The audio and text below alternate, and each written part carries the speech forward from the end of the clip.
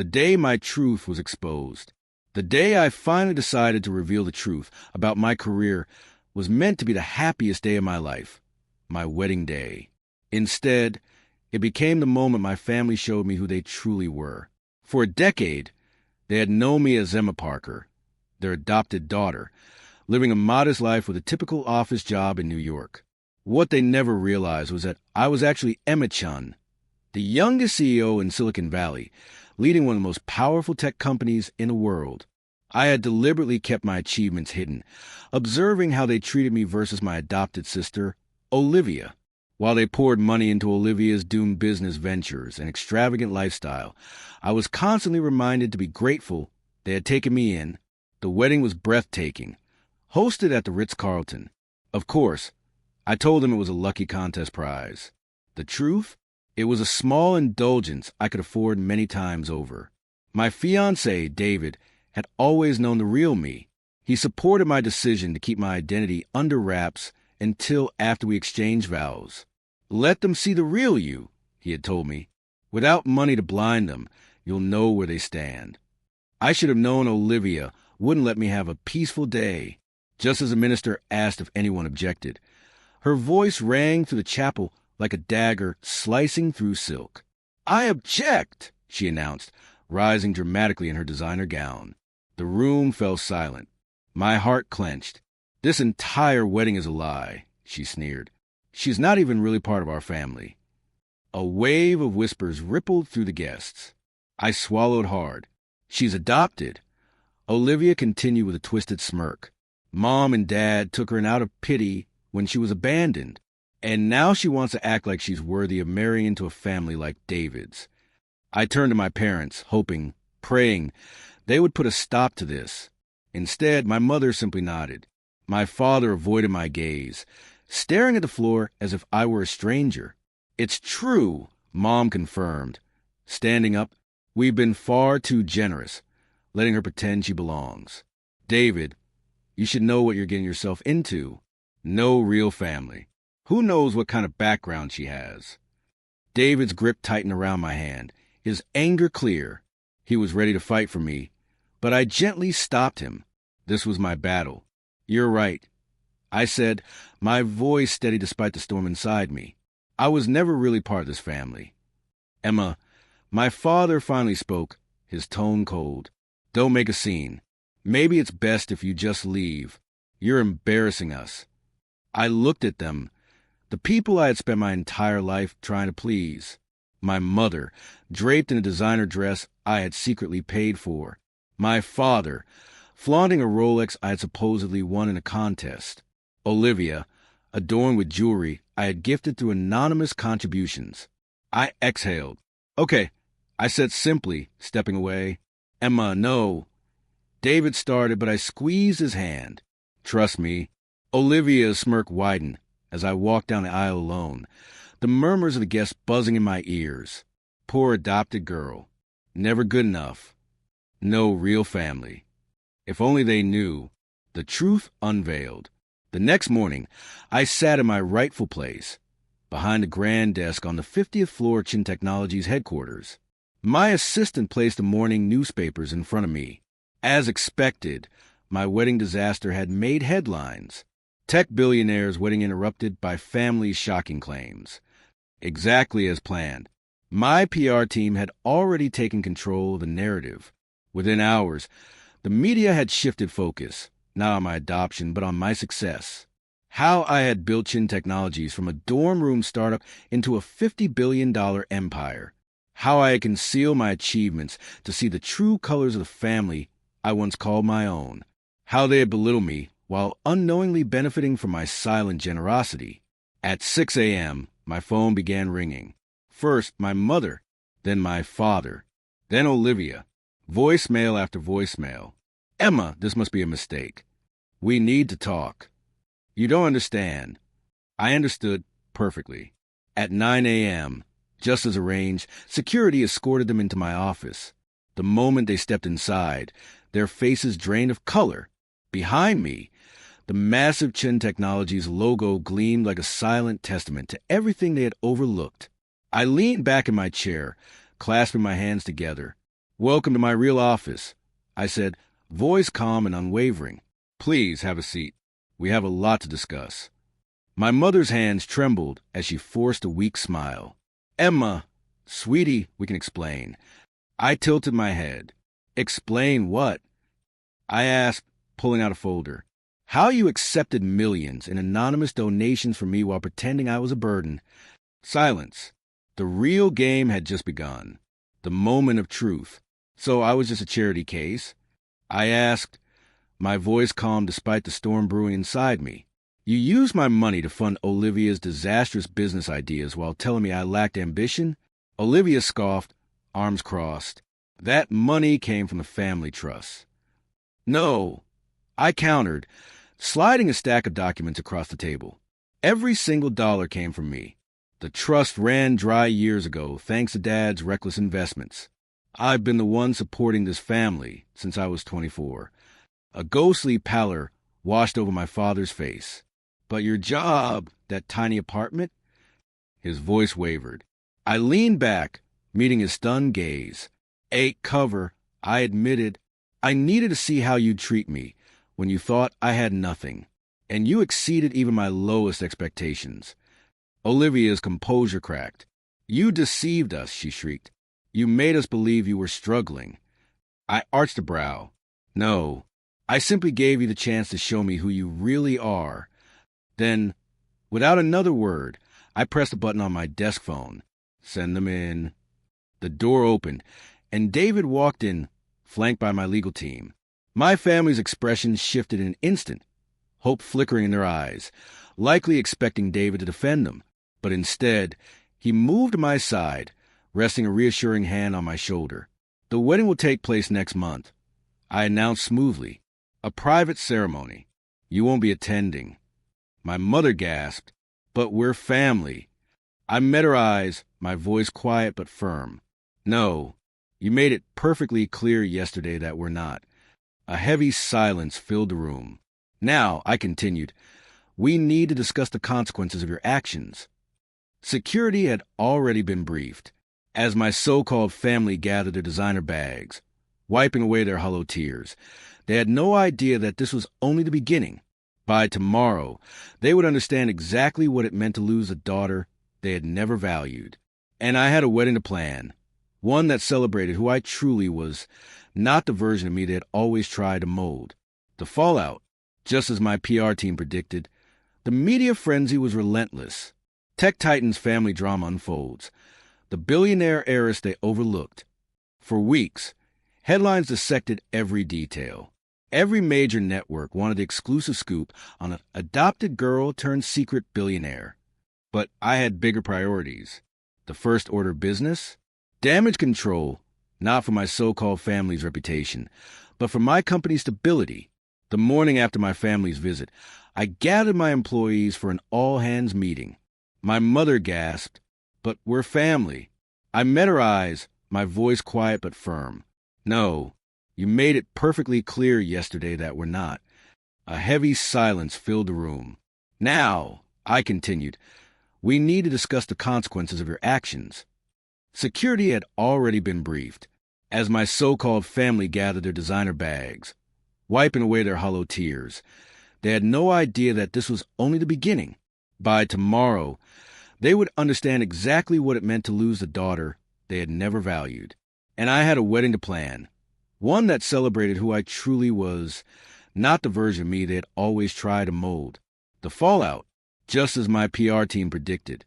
The media frenzy was relentless. Tech Titan's family drama unfolds. The billionaire heiress they overlooked. For weeks, headlines dissected every detail.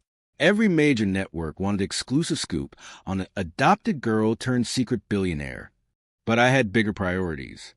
The first order of business? Damage control, not for my so-called family's reputation, but for my company's stability. The morning after my family's visit, I gathered my employees for an all-hands meeting. You've probably seen the news. I began. Yes, I kept my personal life private. No, this won't affect our company's vision. And yes, the coffee in the break room is still free. Laughter rippled through the crowd, easing the tension. I had always believed that family wasn't defined by blood. It was about the people who truly had your back. And my real family was here, in this room. By noon, #StandWithEmma was trending. Thousands of tech professionals shared personal stories of my leadership, mentorship, and work ethic. Former interns spoke about how I had personally guided them. Engineers praised my hands-on approach. The scandal my family thought would destroy me only strengthened my public image. Instead of portraying me as cold or ruthless, the world saw a woman who would build an empire while staying humble. But my family wasn't done yet. They showed up at my old apartment first. The modest one I had maintained as part of my cover. The doorman, well aware of my true identity, turned them away. Next, they tried my corporate office. Security, already prepared, blocked them at the lobby. Then came the desperate emails. "We raised you. How can you be so ungrateful? Mom, your mother's having anxiety attacks. Is this really what you want? Dad, you think you're better than us just because you got lucky in tech. Olivia, I had my assistant forward every message to my legal team. What they didn't know was that I had been keeping records for years. Every dismissive remark, every entitled demand, every time they accepted money from an anonymous donor while belittling me.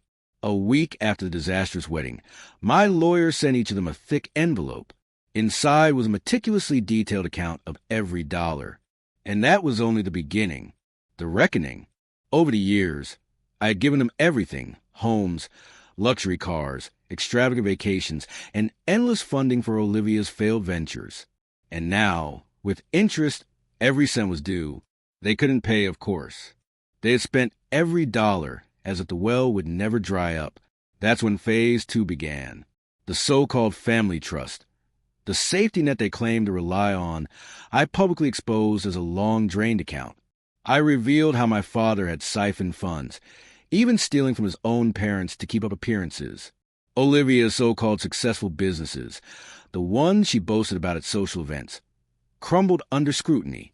Tax records proved they were nothing more than empty shells, propped up by my silent financial backing. My mother's charity work, the position she flaunted in high society, didn't survive either. When board members learned she had not only taken credit for my anonymous donations, but had also skimmed money for herself, she was swiftly forced to resign. Their once loyal social circle abandoned them. Country club memberships revoked. Credit cards declined. Former friends refused to return their calls. Within a month, they were liquidating assets just to stay afloat. And then David's family made their move. The truth about David. I had always wondered why David, someone who came from generations of wealth, had never once pressured me to reveal my true identity. Over dinner at his family estate, I finally learned why. "We've known who you were for years," his mother admitted, swirling her wine glass. "When David told us he was dating Emma Chun, we did our research." I stiffened, but then she smiled. "But we saw how you lived, how you treated people. And that told us more about your character than any fortune ever could." David reached for my hand. "That's why I never pushed you," he said gently. "You needed to know who loved Emma Parker before the world saw Emma Chun. A wedding without lies." I rescheduled the wedding exactly 1 month later. This time, there were no secrets, no cut corners, no pretending. The guest list was filled with the people who truly mattered: tech visionaries, global philanthropists, and real friends who had respected my privacy all these years. On the morning of the wedding, as I was getting ready, my phone buzzed with a text from Olivia. "You've made your point. We're family. You can stop punishing us now." I showed the message to David. No words were needed. He already knew what to do. He made a quick call to his assistant while I calmly finished my makeup. An hour before the ceremony, as guests took their seats at the Four Seasons, my family made one last desperate attempt, dressed in their last remaining designer outfits. Cheap knockoffs by now. They arrived, trying to claim their rightful place as the bride's parents. Security didn't remove them. Instead, they were escorted to a private side room. Inside, a large screen streamed a wedding, but not mine. It was a staged ceremony, held at the same local church where they had humiliated me. A pair of actors played the roles of the bride and groom, And my family? They had just been relegated to watching a carefully crafted illusion, just as they had spent years believing in one. The final lesson. They had no choice but to watch, just as I had spent years watching their indifference, their cruelty. Meanwhile, my real wedding was flawless. Titans of the tech world mingled with aristocrats, while reporters respectfully kept their distance. David's parents sat in the front row, their faces full of pride. During the reception, my assistant slipped me a note. They sat through the entire fake ceremony. It took them a while, but they finally realized they were never invited to the real one. David pulled me close as we danced, his voice a gentle whisper. Your revenge is complete. Ready to let it go? I smiled, thinking of the final phase of my plan. Almost a choice, not a handout.